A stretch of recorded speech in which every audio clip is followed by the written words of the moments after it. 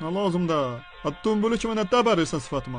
Davaya sanatları. Aha bu ne daha şura? Abi diyeceğim ben tanımıydı. Man da stribit alak değil. Ay millet yığışın reis bizi tehlifle. Reis neyse problem var. Oh welcome eşk olsun gagalara. Ablan maşınlarına muğayet olun. Tullabı yola verip gelem. Что? Не понял ne dedi? Lab.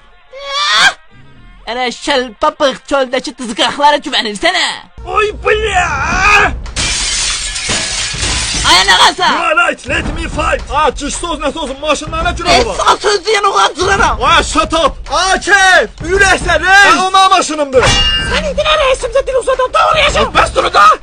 Eve bilirdin yetim ama arkamda işim yoktu.